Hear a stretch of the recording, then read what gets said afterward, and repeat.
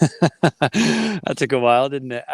Good afternoon, everyone. Welcome from Turf Moor, where I'm about to show you something that constitutes a Premier League point, which is exciting because I haven't had a chance to do that this season. In fact, I've not had the chance to do that since early February 2020, before COVID.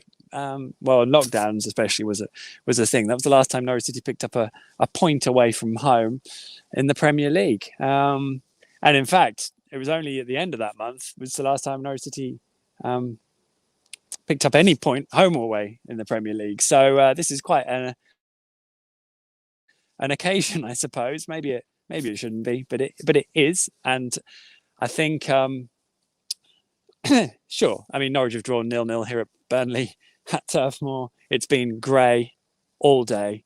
It's been wet all day. It's actually not quite as windy now, but maybe that's just because they've actually either the flag has been removed from the flagpole or has literally blown off.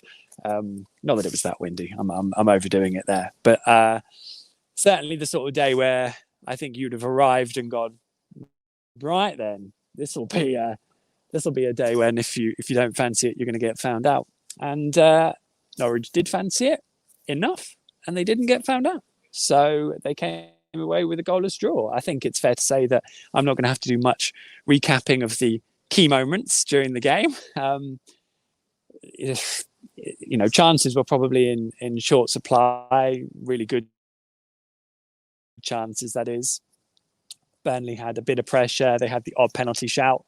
I did feel maybe Norwich was slightly lucky with the one where Tim Krul went through, and I think he got something on the ball, but clearly went through Matej Vidra's head, made contact with it with his punch, and that left Vidra having to come off basically after a while, which actually I wondered if it was going to work in Burnley's advantage because they got to bring on Jay Rodriguez, who's looked pretty good and has a pretty decent record against Norwich. But I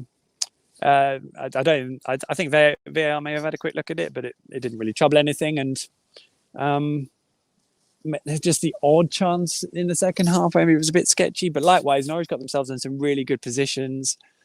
Didn't necessarily make Nick Pope work as much as they would have liked, but overall, I thought this was a performance where Norwich could take quite a bit of heart from. Now, I mean, I feel like I've been quite harsh on them over the start of the season, or maybe not harsh. That's not the right word. Hard. I think I've been hard on them because I'm not willing to allow, for all that it matters what I say, but from my inner integrity of doing this job, I don't want there to be a feeling at any point this season that it can just be written off. I want them to excel, to strive to be the Premier League team that they want to be, to strive to improve, to prove that they are good enough, to show that this is a better working squad, for Daniel Farke to show he can coach properly at this level and really get something going, because it would just be a magic story if it happened. Magic to the point of after 6 defeats, you wonder if you're just a bit deluded. But that's where it's come from when I've said it's not good enough. So I thought today was probably, by a distance, their best 90 minutes of performance. I thought they defended really well most of the time. I thought the formation looked pretty sound and secure, but that was probably helped by the fact that Burnley don't really play with the midfield. So battling for possession of it in the middle wasn't really a topic in the game at any point. So it suited Norwich to have players deeper. They didn't. I don't think Daniel Farke made any changes, actually, did he? Today, I think it was unchanged. I've got to remember. Oh, no, sorry. But Dimi Yanulis played at left wing back. I thought he was excellent. I thought he came in, he looked really assured from almost the first minute. I thought he looked like a very natural fit as a wing back in that formation. And actually both Dimi and Max were able to get forward in attack with the team a lot. So there wasn't so much of an isolation, and both contributed to Norwich going forward. So there was a good balance to that. And there were moments when Norwich perhaps got a bit too deep, where they got a little bit stretched and they couldn't counter for significant periods. They would then get a spell where they could counter, which kind of made it difficult maybe to judge changes, which I'll probably come on to. So, but I guess away from home, somewhere like this, you are going to have really difficult moments. and you are going to have to dig in. And what I would say at those moments, generally they stopped the supply of crosses, or they won the crosses in the air and cleared their lines when they needed to. So they looked defensively secure, and they had the occasional attacking threat too. That sounds quite dismissive. I thought they got in some really good, promising positions, but maybe just didn't make the keeper work hard enough at times, or when they could have done, or really created a good chance in that final third. At this point, I feel like I should mention Burnley, because this is the first game this season where I've looked at who Norwich are playing and thought, yeah, we can finish above them. 2 years ago, Norwich had just beaten Manchester City, and this Burnley team just pummeled Norwich in the first 15 minutes, and they'd won the game 2-0. Norwich couldn't cope with it and looked completely starstruck. And so we will see over the coming weeks and months, I guess, what today actually means as a comparison. But on the face of it, I thought Burnley looked weak. Maxwell Cornet not playing may have been a bonus, because he had a very promising debut at Leicester last weekend, but he was out injured. So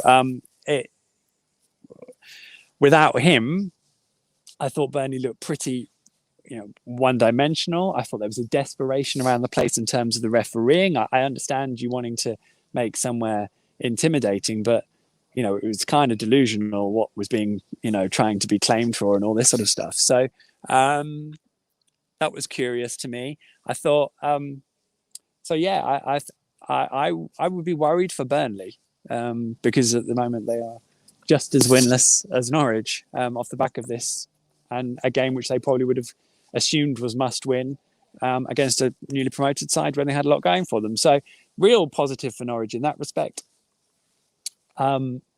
It's just they've got to do it against better sides. But the one thing I've been wanting, so I'm certainly not going to dig in that it wasn't good enough today, because the one thing I've wanted is a platform. I think so much of this opening, as I said at the start, it's been so long since I had a Premier League point, and it's felt like so much of it has been this sort of fuzziness over not having anything to really tangibly build from. And today they've got a point. They've literally off the board, and I thought defensively they looked secure. And if they've got that platform, then they will have something that they can build off going forwards, and hopefully that will come. But absolutely, make yourself solid, make yourself hard to break down, and then build from there. So real positivity here in terms of how Norwich went about it, in terms of a start. Obviously, Brighton at home next weekend, or weekend after, because it's an international break. You want another point or a win, and that is what the demand will be, and what we'll all be hoping to see. And certainly a platform for that, but there will be a very different challenge against Brighton. I thought it was a really interesting performance, because I thought Josh Sargent worked very hard, but it didn't always happen for him going forwards. He does put himself about a lot, and he certainly works hard, but he looked as like a minimal goal threat. And I did think this was the kind of game where Milot Rashica could have come on earlier, because in his final sort of 10, 15 minutes he did stretch the play and looked very useful. And I think we probably could have seen that earlier. I know Daniel Farke was in some quite deep conversations about when to change it, and I did speak to him after the game about that. As I said, I thought Dimi was very good. I thought Ozan Kabak.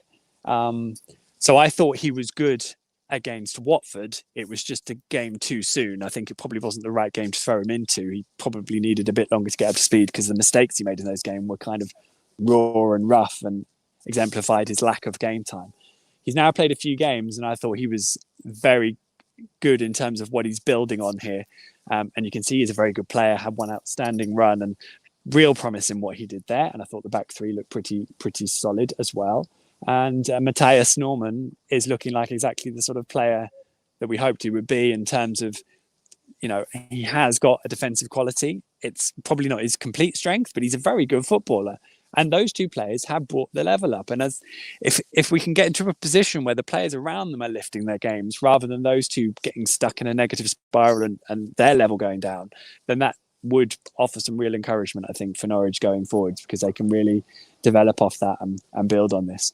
And I want to be positive about this, because this is kind of what I've been asking for. I've kind of asked for this platform, and I know it's but you can only play what you've come up against. I know it's only Burnley away, and as I said, I was particularly underwhelmed by what Burnley were. So it will be interesting how they develop going forwards, because everyone. I don't think they all got booed off, but I don't know who they were booing by the end of it, because they basically spent 90 minutes booing everyone. So fair enough. But it's something for Norwich to build on. It will almost certainly be last on match of the day tonight. I don't care. If Norwich can fly under the radar, ignore the noise, everyone just assumes they're relegated, and start picking up 1, 2, 2, 4, 5 points over the coming games, and start just muddling through. And we get to halfway through November, and everyone's like, "Oh, Norwich are 16th." Wouldn't that be amazing? So there we go. I think I'm done here. I did catch up a lot on the Everton game, and we touched all on that because I didn't do a video verdict. Obviously, I was at a wedding, which was lovely. Watched the On the Ball podcast last week, and you'll be able to catch up on that. We'll do another one on Monday as well. And I think I've covered everything off. I feel like I've missed some stuff, but I don't think I have. It was just been and gone, hasn't it? So I will be and go because I've got a long way to get home. I've got to try and make my petrol last. So have a great international break. Thanks for watching as always. Feel free to leave any comments, questions you wish. I'll try and read through them all as I've got a couple of weeks. As I said, there'll be an On the Ball on Monday. And keep an eye on theathletic.co.uk for some fun stuff over the coming weeks. And in the meantime, thank you so much for watching. Take care of yourselves. I'm going to, as much as I'm enjoying leaving a goalless draw there, obviously the next thing for Norwich to do is to score a goal that wins them a game, and we'll have to see. There's a bit of work to be done there, I think, in terms of their attacking play. But it's a big call taking off Teemu Pukki, I thought, today for Rashica, because he could have taken off Sargent, but that was the call Daniel made, and fair enough. He knows better than me. He's a much more qualified head coach. There we go. I'm rambling now, aren't we? Thank you so much, everyone, for watching. I will see you all very soon. See you for On the Ball podcast on Monday night. I'm stalling because I'm trying to find the right video. In the meantime, take care of yourselves, have fun, and I'll catch you all very soon. Bye from Turf Moor.